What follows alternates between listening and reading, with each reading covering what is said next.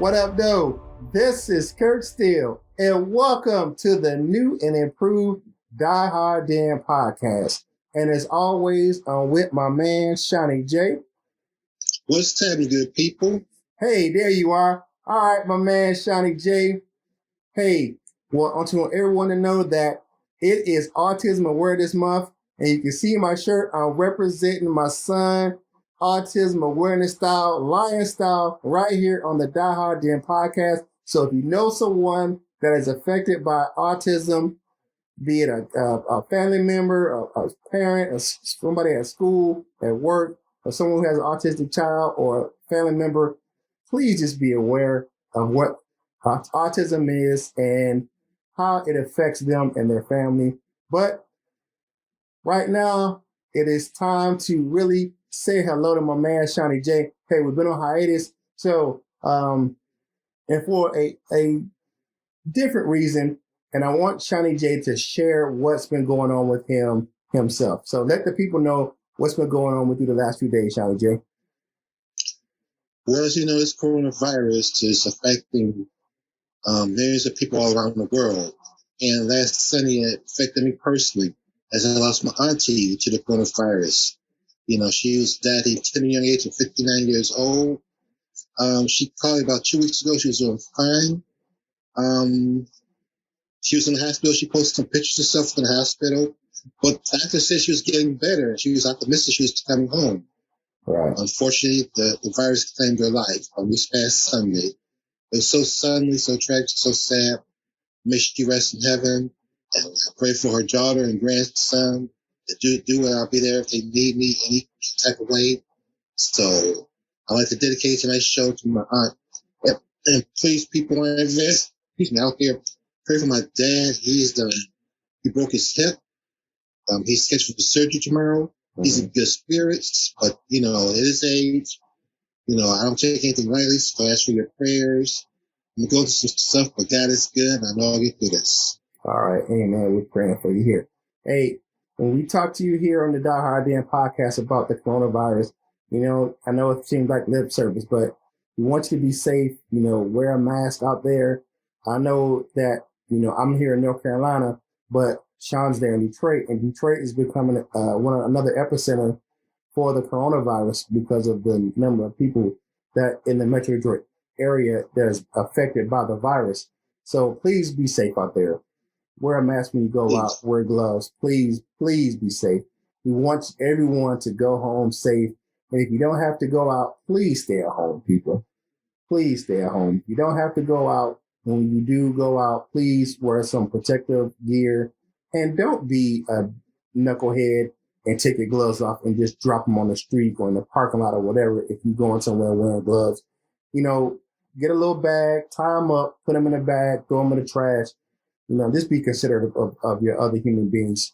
This pandemic is going to be around for longer than what people thought it was going to be at first.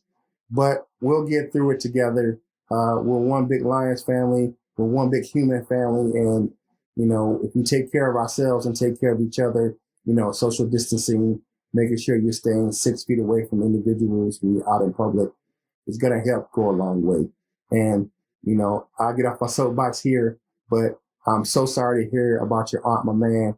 You know, that is definitely a tragic news, and we pray for you and your family and your father, you know, with his broken hip, right here at the Die Hard Den podcast, my man. Thank you. I appreciate it, man. All right. So let's pick some spirits up. So right now it is time to tell me something good. So I just got a couple of things. You know, the Lions have really stepped up. Looking at the Lions website, they have teamed up their player initiative. You know, they have that social justice platform the players do, and the Inspire Change platform for the players initiative teamed up with the empowerment plan to make some protective gear, masks and gowns for the local hospitals in Detroit to protect those hospital workers that are on the front lines fighting the coronavirus.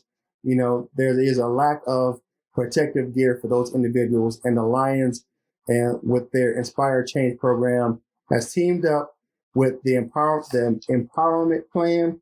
And what the Empowerment Plan does is they're a nonprofit and they employ individuals that are homeless or need a hand up, and they sew.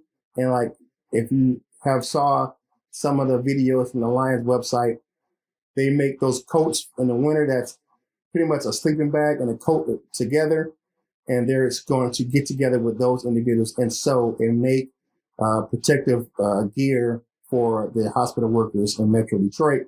And one more thing is Trey Flowers is doing a fundraiser competition against, what's my man's name here?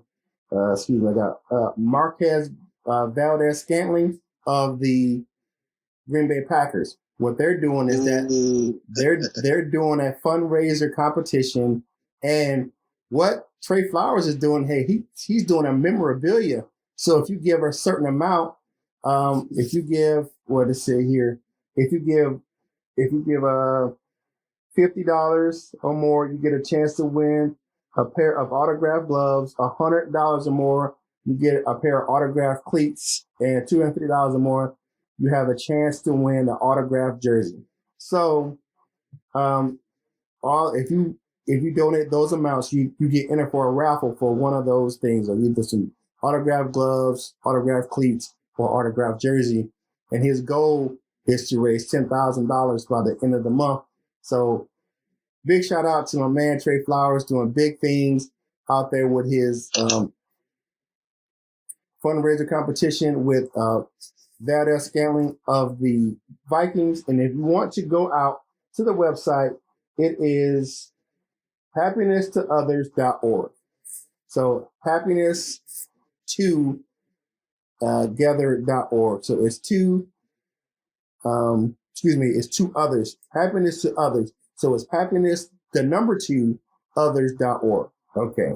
So, hey, big shout out to those guys. They're doing some big things.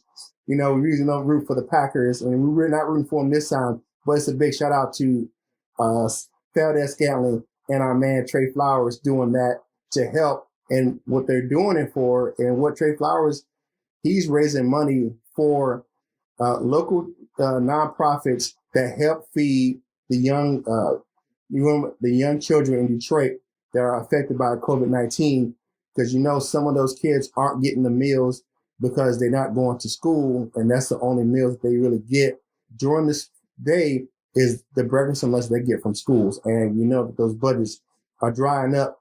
Kids have been out of school for a while, and they're not receiving the substance that they need to continue in the day.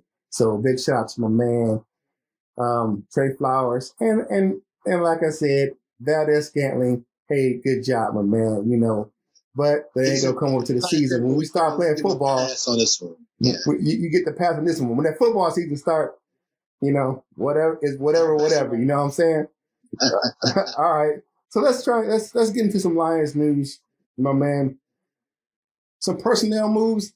We're gonna talk about it right quick. See what you think about it. So, one former Packer is now a Lion. Geronimo Allison came over to the Lions from the Packers. What do you think about the Lions signing Geronimo Allison to a 1-year contract? Well, he has the tools. He has good size, good speed, decent hands, but he couldn't really put together. Green Bay waited for him to have that breakout season. He never did.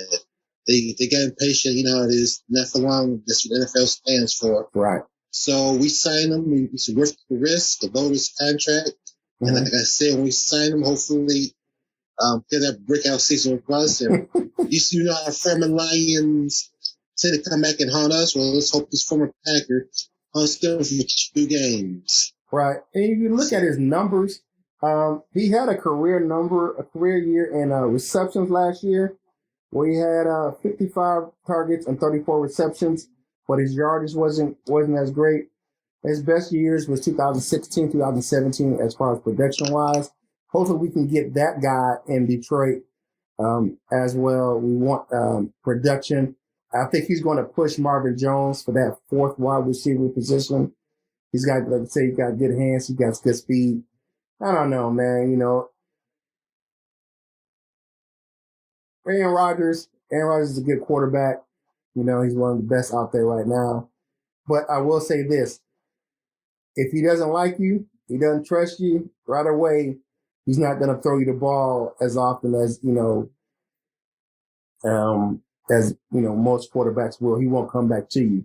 So I really think that maybe he lost trust with Aaron Rodgers, and that's where they kind of moved off on, where Aaron Rodgers wasn't looking for him. Because you look at it, he had 55 targets and only 35 catches. That's not a really, that's a decent catch percentage, but it's not great. You know what I'm saying? So how many of those are, he has some drops. Passes are dropped or passes, we don't know. Yeah, we got, let me see here if I see if we got dropped from him. His catch percentage was 61.8% last season. No, I didn't have any drops on here. But I'll say this, man, you know what I'm saying? We haven't had a really good luck with former Packers in the Lions. The last one was Mike Daniels, and you know what happened with that guy. And TJ Lang. They come over, they hurt. You know what I'm saying? Like, I really ain't Billy buying it. You get what I'm saying? Like, yeah. Because by the time they used something old by the time they come near, like Lang and Daniels. Yeah, but this guy's, he's pretty young. Allison's only 26. So, he has the chance to revitalize his career with Matthew Stafford in the offense and Darrell Bevel. And we'll see if he can improve. I will say this. He's always been a good, third or fourth option in the offense. He's not a one or two. You got to look at the person he played with. When he was in Green Bay, he played with Randall Cobb and, Devontae Adams. He didn't have a lot of balls coming his way. And I'm wondering why last season, why he didn't really move up in the rotation, because of the fact that Cobb was gone. So that should have been the next man up, in that rotation. Coming out. Like I said, hopefully his breakthrough will come this year with the Lions. Yeah, that's all. That's all I can look for, man. I ain't trying to get down on him, but hopefully he can break whatever he needs to break out and come and perform well. Because we're tired of mediocre pass catchers in Detroit. Ask Eric Ebron. The Detroit fans will run you out of town real fast. You know what I'm saying? You dropping passes. So the other guy that we haven't talked about yet this offseason is Darryl Roberts, coming over from the Jets. He's a little older guy. He's 29 years old for a corner. He's 6 foot, 180 pounds, so he got decent size to him. Predominantly, special teams guy. Now, he did get some starts last season with the Jets. So interested to see. Now, one thing, he is not really officially a former Packer. Now, he did play in the preseason with the Patriots in 2016, but it really wasn't like he wasn't a regular season member. So he got cut during training camp. So he wasn't like a full-fledged Patriot. He had ties to the Patriots, but he really wasn't a Patriot. He's got like 3 career interceptions. He doesn't pass defense. Yeah, let me see what he got. Pass defense, he's got 27 since 2016. So he's only got like 3 interceptions and 27 pass defense in his 4 years in the league. Darius Slay has over 103 pass defense, since 2000. He'll get 27 in half a season. You know what I'm saying? 27 is a really good, a year for Slay. I know Slay's not here anymore, but that's something you can compare it to, where you have Slay that has 27 in a season, and he's only got 27 in his whole career. So, I don't know if he's a number one. We're not bringing him in to be a number one corner out of, Right now that falls on Desmond Trufant, but I wonder what the if it's a depth signing, which probably most likely it is. Maybe being there to kind of push D version and Michael Ford for those special teams positions, and maybe that dime back. So we'll see how that works out. Because I think Aurier is either going to be that second corner or he's going to be the third corner. Right now, well, I won't say that. I would say Aurier might be the second corner, and Justin Coleman will probably play the nickel.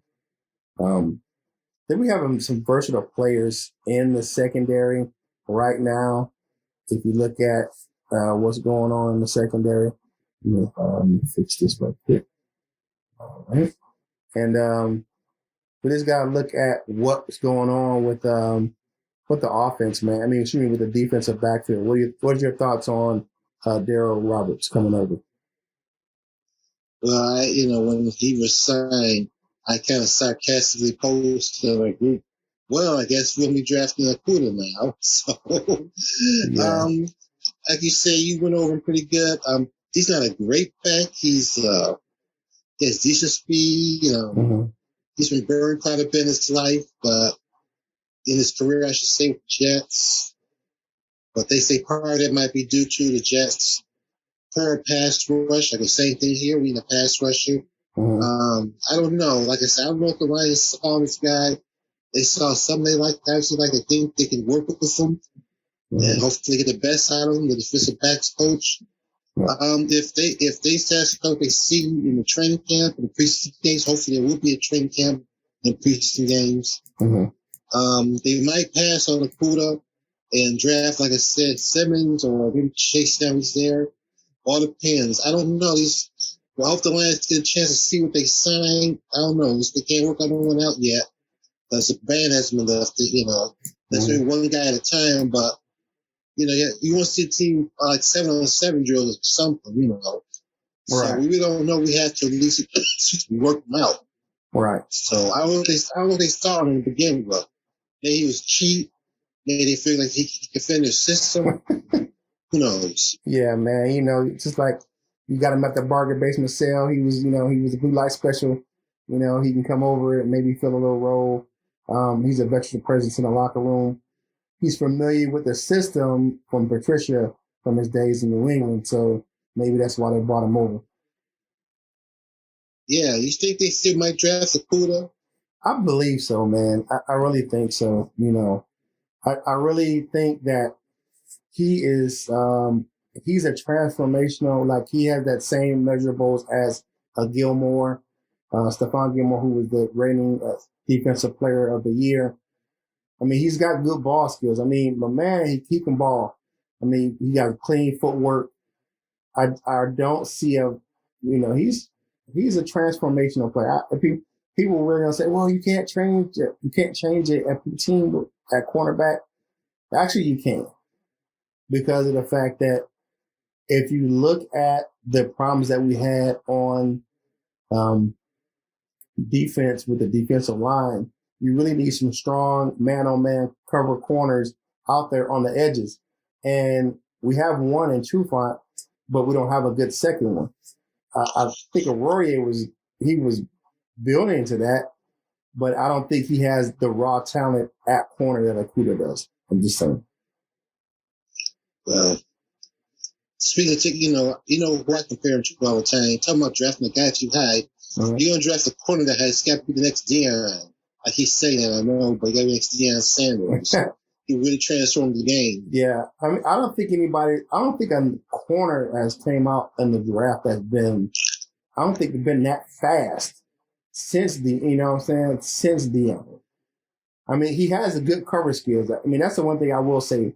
Akuda has probably the coverage skills of a Deion, but he doesn't have the flat out, can fly speed of a Deion Sanders. And that's a rare talent. There's not a lot of individuals that play in the league, ever that had that type of speed as a Deion Sanders. Probably Darryl Green. Oh, yeah. There's very few individuals, Tyreek Hill, But for our defensive backs, I would say Darrell Green is the closest as far as flat out speed as Deion Sanders. But Darrell Green wasn't quite as an electric player, and he didn't have as many roles on the field. I mean, Deion primetime let you know what was going on. He was flashy. I mean, he was a punt returner. I mean, and then he played offense. I mean, and listen to him. He said he played offense because he got tired of not getting any work on defense because teams wouldn't throw at him. So he was like, well, I guess I'm going to play offense because of the fact that, they ain't going to throw at me. So I guess I'll go over here and play defense. You know what I'm saying? So Yes. I can understand that. I mean, hey, my man, he's doing his thing. Let me ask you this, what's up? Akuda, at least as good as Charles Woodson, the former Wolverine. I think he is. I will give him that. I think he's around that Charles Woodson, the Stephon Gilmore, maybe a Darrell Revis type of player where they good coverage skills, decent top speed. So I think he has that type of generational talent where he can come in and really be a lockdown corner in the NFL. I believe he has that skill set. Okay. Let's talk about a couple other things, man. So really, looking at some reports, man, and I know we see it all the time, these, armchair the armchair GMs out there. Well, the Lions should trade down and they should get, another first round draft pick or they should get, pick up another fifth or sixth rounder or whatever it is. What are your thoughts about them dudes, staying at 3? Do you think Patricia and Bob Quinn should really look at moving back in the draft and picking up an additional pick? He's got to win now. Mm-hmm. And, it's the edict from the Ford family. You got to win now or lose your job, 2020. I personally, I heard scenarios about trading down with the Saints and the Patriots and some other teams. Mm-hmm. But I personally, I want to stick with 3. I want the best player. Right. I want, be it Akuda, be it Chase Young, be it Isaiah Simmons. I don't want those guys. Mm-hmm. I take quality over quantity at this point. Mm-hmm. So if I was the Lions, I would stand back at 3rd pick. You got some extra picks already when you trade away Slay. Mm-hmm. So if you trade a 3rd pick away from more picks, you're gonna have every rookie's not gonna make the team anyway. Right. So I will keep the 3rd pick overall and get the best player on the board, be it Young, Akuda, or Simmons, or Jonathan Taylor. He got the numbers, production. I know you and Taylor, man. You and that Wisconsin love affair, man. And if it ain't Taylor, it's Bo. It's Big Bo Benchwaddle. I know you like them Wisconsin boys, man. Hey, maybe I should become but I'm still a Michigan Wolverine, but I love Wisconsin players for some reason. That's because they can run. They play my style football. Smash my big guys. Yeah. Now Michigan's getting back to the Wolverines, the big running backs. Mm-hmm. I mean, Rich Rod really shrunk them down to 5'8", 108 pound Stevens running backs. Right. Didn't get it done. Yeah. But like I said, I think the Lions should keep 3rd overall pick. I personally, unless they just can gouge somebody, get like a Ricky Williams or Herschel Walker trade for that 3rd pick. They could do something like that. Then maybe I can see it. Yeah, I'm with you right there, man. It doesn't make sense for me to have them guys move out of the 3rd pick, man. I'm just like, it doesn't make any sense to me. I'm like, hey, stick with the 3rd pick, get the best player available, and just get a guy who can ball out, who can just transform the defense, make a difference, starter from day one. I mean, I know you can get those guys in the 3rd or 4th round sometimes because a lot of your starters aren't your 1st round draft picks. I mean, just to be honest with you, your roster is built in the middle rounds, but really hard to have a transformational talent outside of the 1st or 2nd round. It's just really rare to find that. I mean, yes, it is. I mean, you just don't find that. So looking at that, do you think the Lions got better in free agency? I mean, looking at some of the signings, I'm like, with Collins and Ragland, just looking at Big V, do you think the Lions are in a better position right now, compared to last season? I honestly think so. Yes. They, they went smart shopping. We all like the big names, the big free agent names, the big money. Mm-hmm. But I think they went shopping, get some good deals, like when they got Danny Shelton, and when they got Collins and a few other guys, Big V. The big tackle was the first free agent they signed. Right. I think they did some smart shopping. They didn't want to go after the big glamorous things. They try to get some bang for their buck, and I think they did pretty good. Now, like I said, it's all got to translate on the field. That's the only thing you got to get done on the field. Right. They won off season. They got pretty good field now. Okay. Say it again now. They got to do it on the field, perform on the field. Okay, perform on the field. All right. Is there anybody out there that you want the Lions to go get that's out there, still out there? Maybe Clowney, David Clowney, but he's asking too much money. But every other team spent the majority of the money. He's not what the money's looking for. So yeah. I mean, Clowney's at. I mean, I think from what his agent was saying, what the reports are, is that he's willing to come off of that. Maybe come down some, just because of the fact that he's not going to get that money right now. It's just not going to happen. I mean, it's just. You looking at it, no team. It's like nobody's going to pay that amount. If you didn't get that in the first wave of free agency, he's not really going to get it. I mean, it's not going to happen. So I think really he's probably going to go back to Seattle on a 1-year prove-it deal, maybe about 15 to 16 million, and probably try to get back up. He only had like 3 sacks last year, so he didn't really. But he played coming off an injury as well. I mean, I don't say he played bad, but because he did play very well. He was very disruptive, but I don't think he played to that where he wanted, he's going to want a $20 million a year contract where you almost getting paid quarterback money. I just don't see that happening. Me neither. Yeah, I just don't see that happening. All right. I mean, we'll see if that happens. I don't think he's going to come to Detroit because I think it's going to happen. So, yeah, best case scenario for the upcoming draft is Chase Young or Simmons. I know you're not a big Akuda guy. I mean, that's just on you. I mean, I think we can get a good running back in the second or third round. I think J.K. Dobbins will be there. Actually, I think A.J. Dillon might be there. He might be third round draft pick. Because I just don't think that Dillon. Yes, I do. I want Taylor. I do want Taylor. If we can't get him, Dillon be a good running back too to get. Dobbins, well, I guess Dobbins. I don't be I'm not biased against Ohio State. I don't like him. But if Ohio State Buckeye can help my Lions, let's go get him. Yeah. And if Dan Snyder pulls the Dan Snyder move and takes Tua and Chase Young, let's get Chase. I think Chase. You know what? I don't think if you look at some of the stuff, man. I mean, we're looking at some of the reports. There's some very worried general managers out there.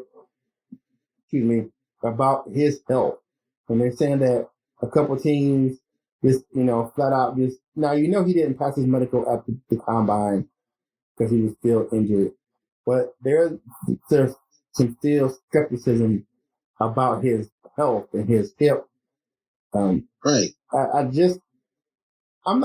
was never a fan of the Lions drafting 2 in the first place. Oh, we need to draft Stafford's replacement. Man, Stafford's like 31. But get out of here with that crap. I don't want to hear nothing about drafting Stafford's replacement. I think we did the right thing by signing Chase Daniels, a good, solid backup quarterback. Because I don't think since Sean King that we've had a good, solid backup in Detroit. He was the last, solid, decent backup in Detroit that he could come in and win some games. But, yeah. I was never a big fan of the Tua talk in Detroit. It just doesn't make any sense. They would have to revamp. They would have to revamp the whole offense. Just for Tua. I mean, if you think about this, and people don't really think about this stuff, man. But I said this before on another podcast. You have to get used to a left-handed quarterback. That causes a lot of disruption from a receiver standpoint because there's a different spin to the ball. It's released different. It's just a different way that a left-handed quarterback throws the ball for a receiver to have to get used to it. There's a story I'll tell you. Jerry Rice is one of my all-time favorite NFL players, and he told a story on his football life about how he had to work with a equipment manager who was left-handed when Joe Montana went to Kansas City and Steve Young took over the team, who was a left-handed quarterback himself. So he had to work extra hours just to, he would just work after practice and have the guy just throw him passes after passes to get used to catching a ball from a left-handed quarterback, a player, because the spin is so different. And you look at the skill set, coming from that kind of spread offense, and down in Alabama, they don't, they're not a pro style, they're a mixed style offense. But when Tua was playing, he played more of a spread style, spread style offense. Darrell Bevel is running a definitely old school pro set, run the ball, play action type of passing game where, we can spread you out, but it's not going to be a whole bunch of, shotgun this, shotgun that. It's going to be just a mixture. So I don't really think that Tua really fits into Darrell Bevel's system that well. Can you win right now for a rookie quarterback? Nah, not right now. Coming for hip injury? Yeah. He's, I just don't see it. I just don't see it happening. Not in Detroit. I don't think Tua was ever a good fit. I don't think Tua was ever an option for Bob Quinn and those guys. I don't think they really looked at him, even an inkling to come to Detroit. They were like, hey, what they did do and what they probably still are doing is like, if somebody wants to come up and grab Tua, they may trade back.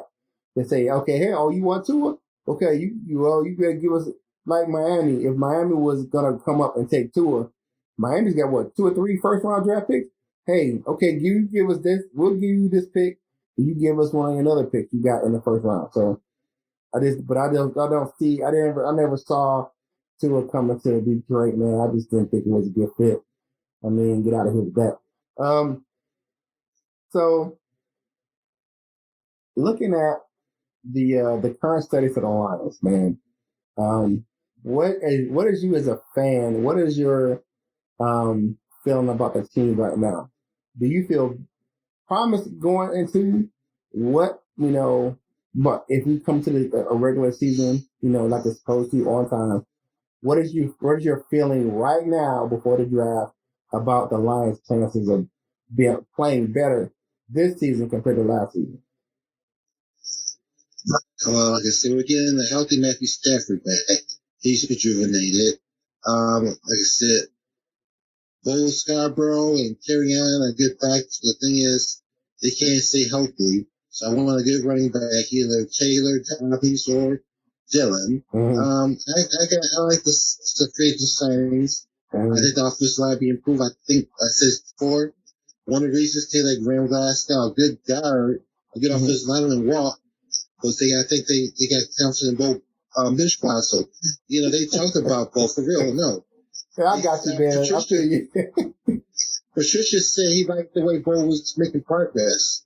Yeah. And practice last year, you saw that too. Yeah, I did so see that's that. probably part of the reason. Yeah. That's part of the reason they let him walk. So I think if Bo can play like, the best offensive line like he did in college, run block especially, and Big V, he's a run specialist.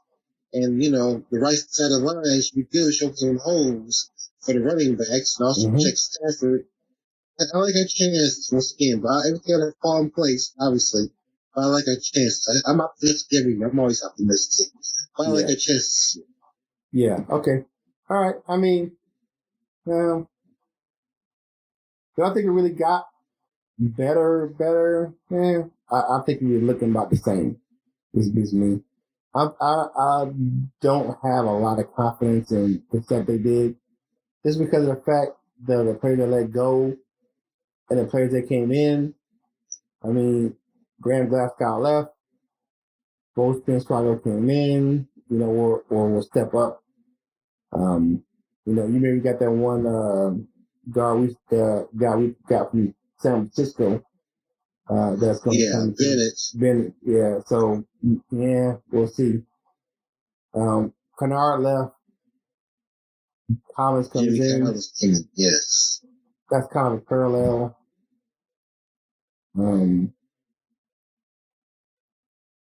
Darius Slay leaves. Font comes in. That's a little dip. That's just a little dip for me. The production, that's a production dip. For me, that's just a production dip. I just think that, I think we took a little, I won't say it's a major step back at the cornerback position, but it's a dip. We'll see how that, I'm talking about right now. I'm talking pre-draft.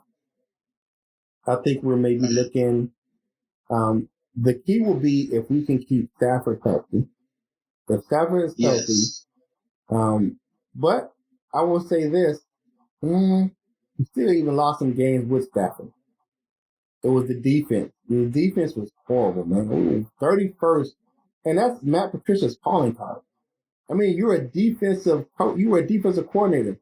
How is your defense terrible? I mean, that makes any sense, man. That makes any sense, man. You're 31st ranked overall defense, and you are a defensive guru. It makes me wonder if it was him or Belichick. This makes me wonder. Because they're saying that even though he drew up a lot of stuff, he didn't call the plays. That Belichick still called the plays on defense. So, I mean, I don't know, my man. We'll see. I mean, it's, do I think they're trash? No. Do I think if they played better, it will be better? A little bit. Do I think they will have the same record than they have last year? God, I hope not. They'll be gone for sure, Christian and Quinn. The fans will probably drive up with U-Haul trucks to their house if they with boxes and everything. We'll help you pack to get out of town. Yes. Now I will say this: looking at what's going on in the situation right now, with the COVID-19. I don't see a scenario where football really starts on. I just don't see it. I think it's going to be, they may play all 16 games, but something's going to be shortened. So either it be shortened training camp, shortened off-season, or the off-season programs are going to happen, I don't believe. Just to be honest with you, I don't see anything happening before July. I just don't see it. I don't think that the CDC or the World Health Organization or anything like that is going to be approving any type of large gathering of that size anytime soon. So I don't think that the NFL will be starting any type of serious off-season training program anytime in the near future, where they're going to be able to get these guys into shape that they need to be going into the season. Now, I'll tell you this, reading the report from Dr. Alan Seals, who is the chief medical officer from the NFL, he said he has concerns about there's not enough testing, and one in particular is point testing, where you can take a test and get it back real quick so you can know if you need to be quarantined or get medical treatment if you have the COVID-19 virus. That testing is not available right now in the U.S. And he said that testing will be needed so you can test, everyone on the team, all the workers for the team, workers at the facility, all your coaching staff, all your equipment staff, all your players, all that stuff has to be in account before you can open the facility up for players. Because, look at Allen Park. All your executives, are housed there.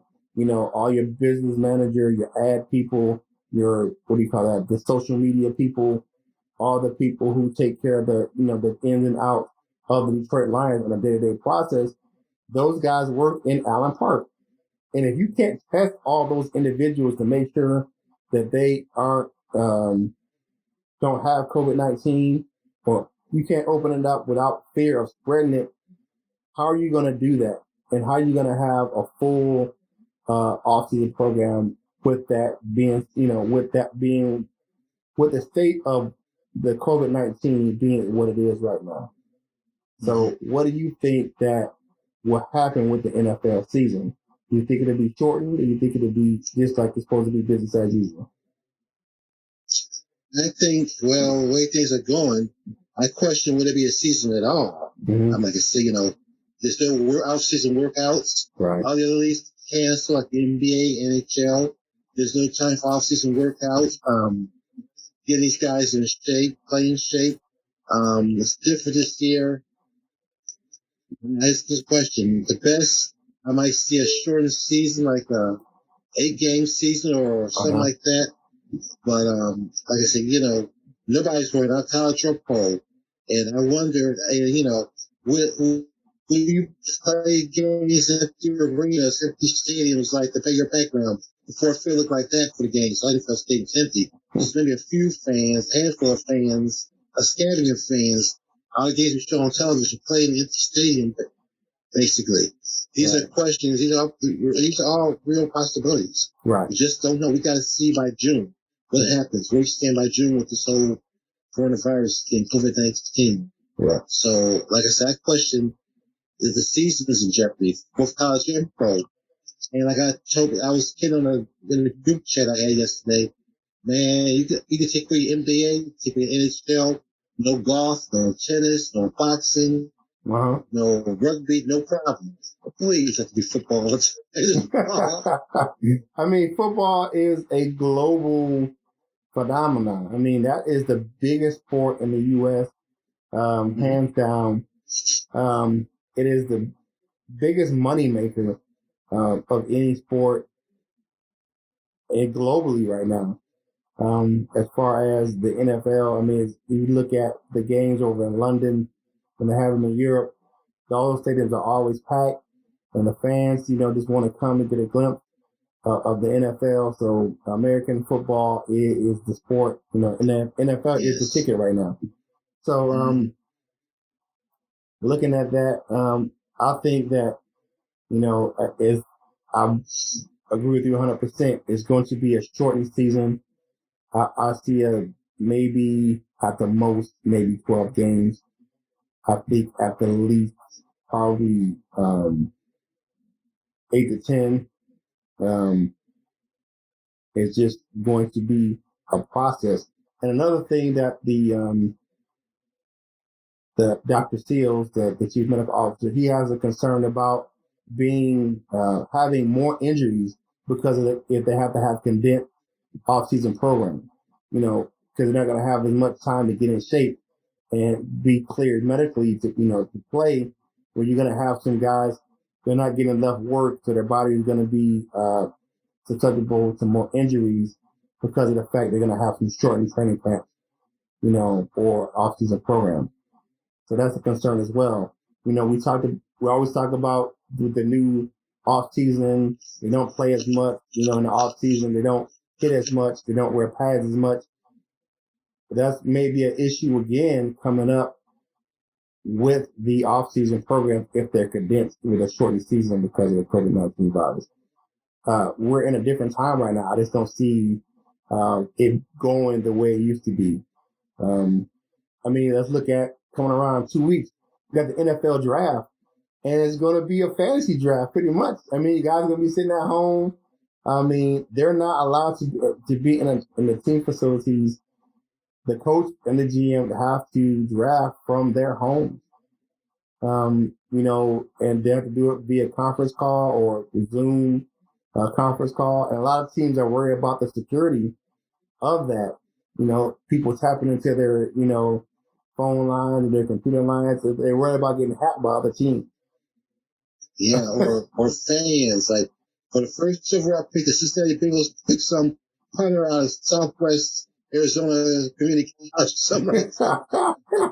That was too funny.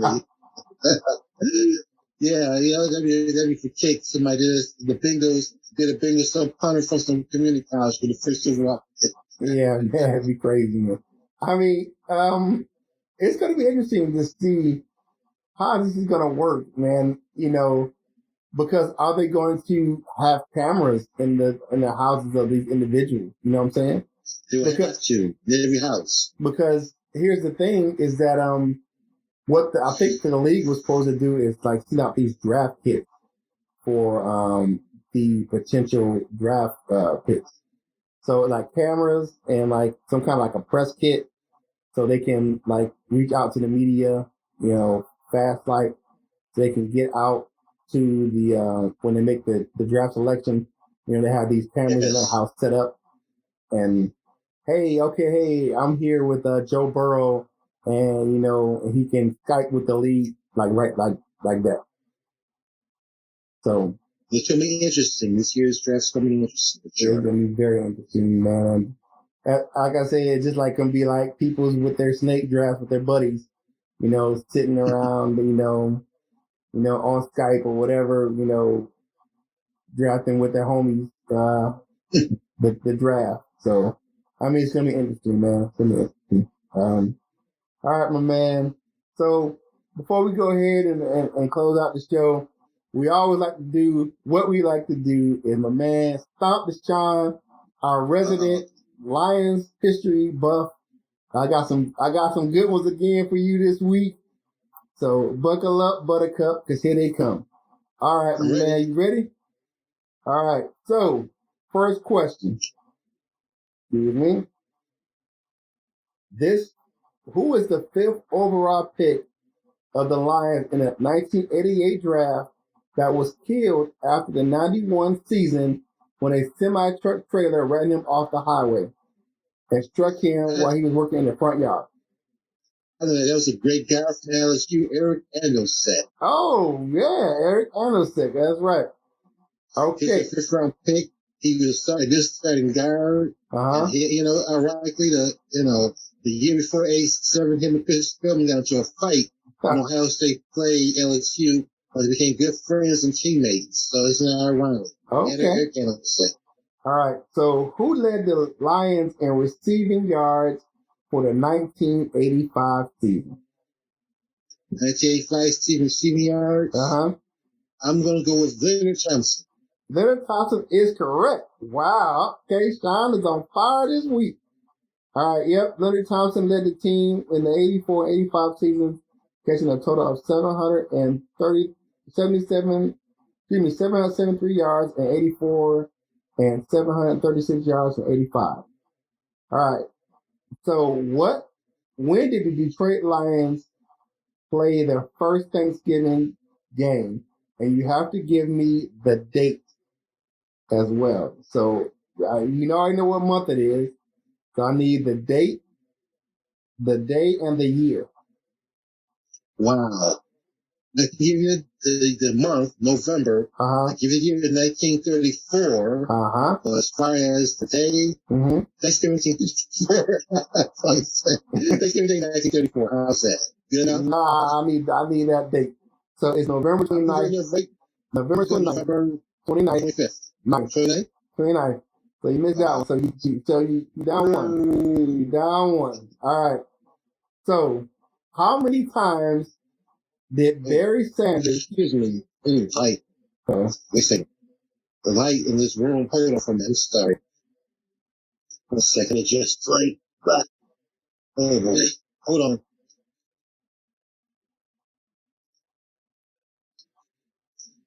We're sorry for the difficulties, ladies and gentlemen. We are now back. Okay, here we go. All right. So, how many times in his career did Barry Sanders go for more than 100 yards receiving Ooh, that's a tough one. Mm-hmm. How many are receiving games? How many are receiving games is that? Yep. Ooh, you know what?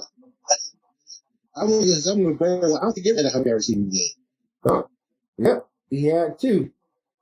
Close. He had 135 receiving yards versus Kansas City in 1990 and 102 yards receiving against Tampa Bay in 97. Oh, all right. Okay. He was a known receiver. Yes. So you two down right now. Here's your top. All right. So who led the Lions in tackles in the 2005 season? The Lions in tackles in 2005 season. That was 15 years ago. I'm trying to think that team was on the team. I'm gonna go Dre Bly. Dre Bly. Nah, it was Kanoe Kennedy. Led the team with 98 tackles in 2005. So Sean, you went 2 for 5 today and stomped the Sean. We stomped the Sean today, people. We stomped the Sean today. All right. Those questions, Joe. Good questions. Hey, and they give Sean the answer to stomp the Sean. All right, so that was time for us to go ahead and get him out of here. So, my man, Seany J, tell people how they can find you on social media. You can find me at Sean Jennings on Facebook. As I always say, I'm the head administrator of Lions Fish fan page. I'm happy to add you. All right. So, for the show, you can find us on Facebook at facebook.com/dieharddenpodcast. And if you're watching this video on Facebook, hit the like button down below. Hit the share. You know what I'm saying? Hit the like, hit the share. Share with your friends. If you're watching on YouTube, you are our YouTube podcast on YouTube. YouTube. And hit the share button, the notification button, so you know when you get fresh content from me and the man, Seany J. All right, so for the show, you definitely can find us at Twitter at DieHardDenPosse1. On Instagram is at die_hard_den_podcast. And you can find me on Twitter and Instagram at CurtisSteele14 for both platforms. We appreciate you coming on to here and watching this video or listening to the podcast if you're listening to it on Apple Podcasts or Google Podcasts. We're on all the platforms you can find your favorite podcast, Spotify. And we thank you for tuning in and listening to our content. So we really want to thank everyone for really just coming out to you, my man, Seany J, for you and your family. And please, everyone, we really want you to really be safe out there. Just really be safe and take your time and sanitize your hands, wash your hands, wear a mask, wear gloves. Just be safe. It is serious out there. COVID-19 is not a joke. It's not a game. It's not a political ploy. It's not a what's the conspiracy? Oh, it's about the 5G network. No, it is a real virus that's killing real people. And we know, and we have a personal testament of a person who has lost someone right here on this show to this pandemic. And I know my man Sean wants everyone out here to be safe so they don't have to go through what he and his family are going through right now. Or what thousands of people already went through losing loved ones. So virus ain't gonna people, so be safe out there. Be safe. All right. So for my man Seany J, this is Kurt Steele of Out. Peace.